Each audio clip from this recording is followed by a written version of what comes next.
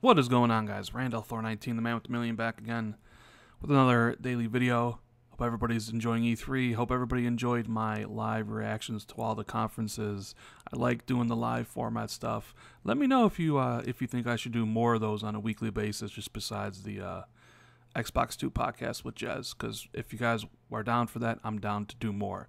Now, yesterday I also posted my things I greatly enjoyed from the Microsoft conference, and I promised I would do a vid talking about my disappointments from the Xbox conference, and that is what this vid is about. It's going to be my top 3 disappointments from Xbox's conference, and I'm going to go from the smallest to the biggest. Now, before people start bombarding me with the price isn't included in my top 3 disappointments. I'm not going to say I knew it was $500, but I expected it to be $500. So when they announced it at $500, I wasn't really disappointed because it is exactly what I was expecting them to charge for that system.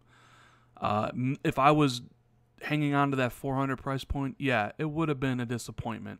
But I was expecting $500. I got $500. So I understand people that are disappointed in that price point, that wishes it was $400. But I'm not one of them. My 3 big disappointments are a little bit, I'm not going to say bigger in nature, just different than the price. I mean, the price is the price. You saw today in a couple interviews where they're not even making any money on it, basically. They're basically selling the system. They're not making any money, and they're not making a loss. So they're basically selling the system for what they can manufacture it for. So you're getting what you're getting. But let's get into it. So number 3 is Crackdown 3 as a disappointment. Now, I made the video like a week ago about, hey, Crackdown 3 looks cool. I'm excited for it. Maybe you should be too. And I'm not disappointed in the game. Let me get that through to everybody. I'm not disappointed in the game because I have friends, like I said, at E3 who have played it, says it plays fantastic. May not look the best, but it plays well. I had heard from a buddy of mine who had played it a couple months ago that the game, especially the multiplayer mode, is incredible. What I was disappointed in was the way the game was presented during the conference. They gave Sea of Thieves an 8-minute demo. And yeah, you could argue that Sea of Thieves is an unknown quantity, that it needed a demo to kind of sell people on the game, and I agree with that. That demo for Sea of Thieves was a great demo. I really enjoyed it. Got across a lot of the fun aspects that game does have. But I wanted a similar situation, a similar emphasis for Crackdown 3. I wanted a gameplay demo of the multiplayer destruction, the thing that I am most interested in, the thing that is they've been claiming this whole time is really unique, that I think is really unique, the multiplayer, like full-on destruction where you're knocking buildings down. I wanted a demo of that instead of a 2-minute trailer set to, music and just quick cuts where you really couldn't get a grasp what the game offered. And I felt they gave the game a short shrift, to be honest with you, because this is a game that is launching with Xbox One X in November 7th, and they give it a 2-minute trailer, yet Sea of Thieves is still a game that has no release date other than early 2018, and they gave that an 8-minute demo. So I felt Crackdown got the short shrift, and I thought maybe it didn't come across as well as it could on that stage for a game launching in less than 5 months with the system. Now, I still think it'll sell very well, and they are letting people play it now. I'm hearing we'll see the multiplayer stuff at Gamescom because I guess Microsoft is going to be there. But I thought you could have done more and presented that game in a better light. I'm still excited for Crackdown. I just was disappointed in the way it was presented on the show, and I hope you guys can understand that. Not disappointed in the game, just disappointed in the way it was presented during the conference. So that's my number 3. Number 2 is the fact that they ended on a third-party game. As good as Anthem looks, and it looks amazing, you don't end on third-party. I feel that's kind of a crutch. you end on first party, the lifeblood of your console, right? Even if it was Halo 6 or whatever game, you end on first party. So the fact to see them rely on third party to end the show was a disappointment to me. I wanted to see more from Microsoft Studios. But that's nothing against, and as I'm saying this, but it's nothing against Anthem itself, because Anthem looks incredible. One of the top games at E3. So much so that what we saw there, I almost refuse to believe that's real. Like the jetpacking, that world seems huge. Seems absolutely huge, and I cannot wait for me to get my hands on that game whenever it comes out.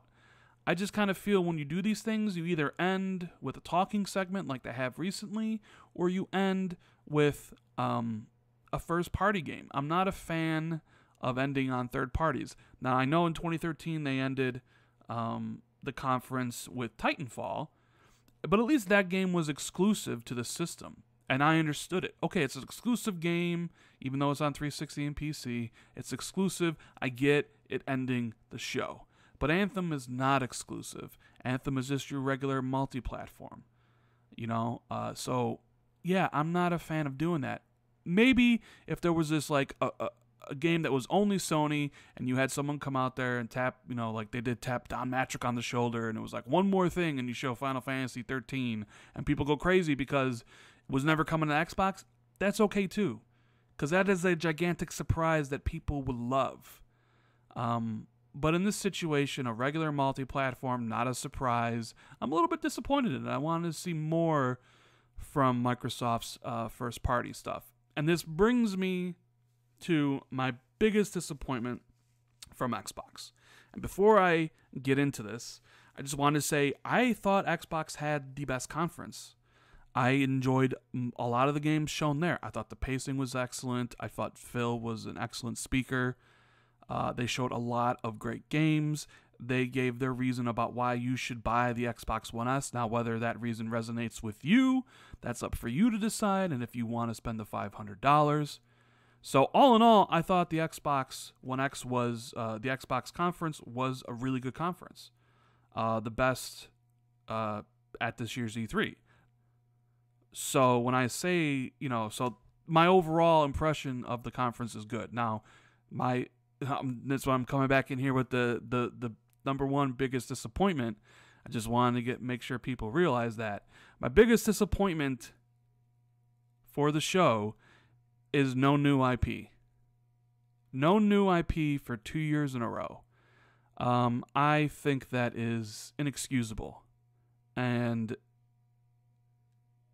I think that is a huge mistake. Absolutely huge mistake. I thought for sure we would get at least a hint of one new IP that Xbox was working on, whether it was 2018 or 2019. Just a single hint. And I know Phil doesn't like to reveal things too early. He likes to put out games that are coming out in a relatively soon time manner. But then, however, Ori and the Blind Forest didn't have a release date on screen.